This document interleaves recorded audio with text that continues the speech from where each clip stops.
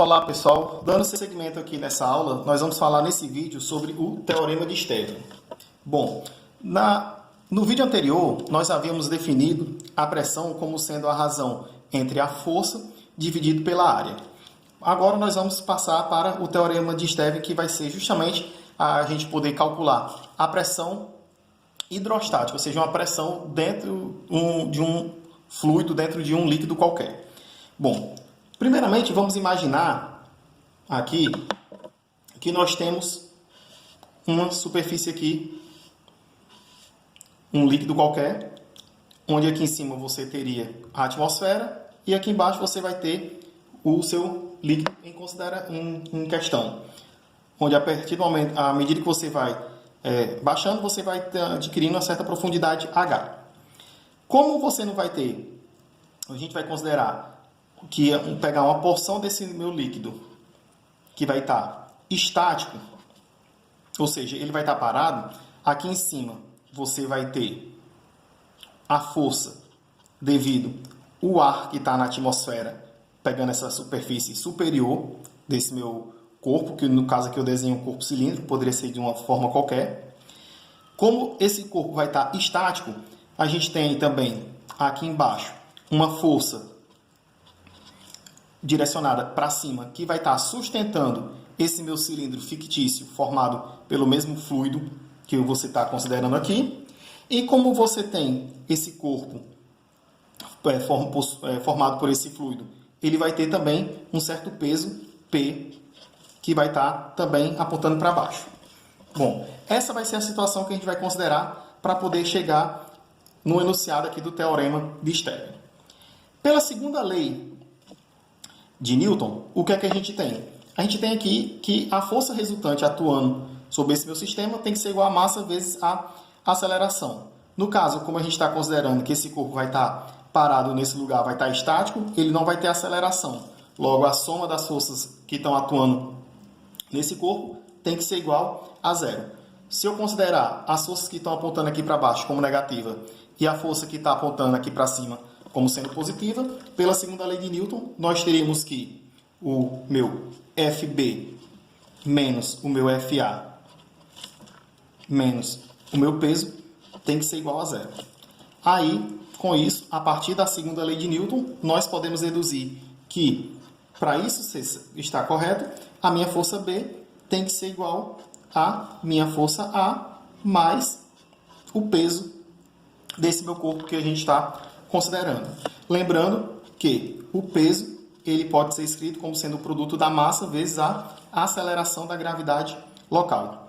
Se você lembrar do vídeo anterior, nós definimos a densidade volumétrica como sendo o produto a razão da massa pelo volume. Dessa forma, nós podemos escrever a massa desse corpo como sendo o produto da sua densidade volumétrica vezes o volume. Onde você pode, como é que a gente poderia calcular o volume desse corpo?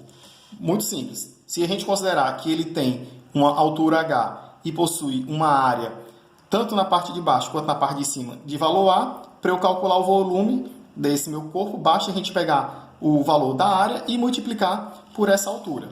Dessa forma, nós podemos escrever o peso agora como sendo ρ, o volume eu escrevo como sendo o produto da área vezes a altura, multiplicado pela aceleração da gravidade local. Dessa forma, vamos substituir esse valor do peso nessa equação que a gente acabou de encontrar. Assim, a gente vai ter o quê? Que a minha força B vai ser igual à minha força A mais o P. Quem é o P? É ρAHG. ρAHG. Agora, o que é que a gente vai fazer? Vamos dividir todo mundo por essa área. Se eu dividir todo mundo por essa área A, o que é que a gente vai ter? Nós já havíamos definido que a força dividido pela área vai me dar a pressão. Então, a minha força B dividido pela área A vai ser justamente quem? A nossa pressão B. Isso aqui tem que ser igual a quem?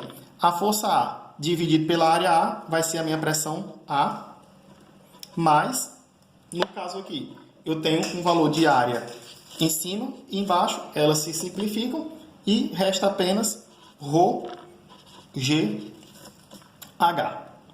Onde esse meu PA, como ele está sendo na superfície, nós vamos considerar que esse PA é a própria pressão atmosférica.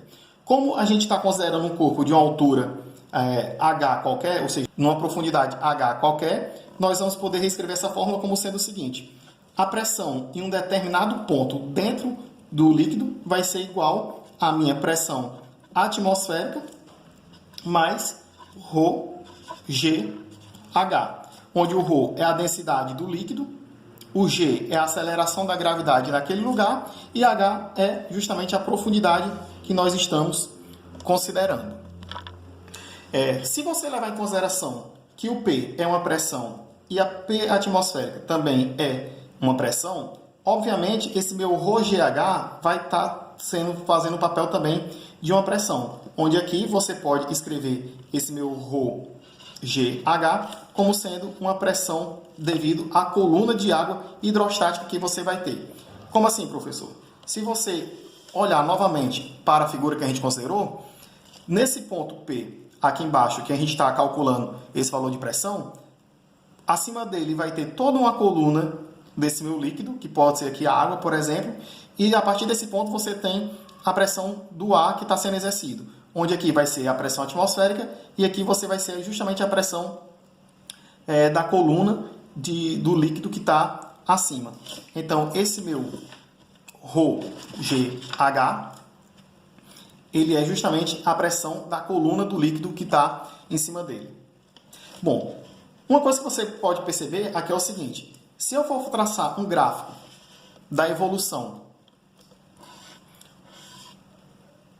da minha pressão em relação à minha profundidade H, nós vamos ter o quê? Que ele vai começar na superfície do líquido, onde essa minha pressão é justamente o valor da minha pressão atmosférica, e ela vai gradativamente crescendo até um certo valor P, que é o valor que a gente quer considerar. Então, aqui você vai ter o quê? A diferença entre as pressões, né? Então, você P menos a pressão atmosférica. E aqui você vai ter a própria profundidade H que você considera. Então, se você analisar o coeficiente angular desse gráfico, ele vai me dar justamente quem?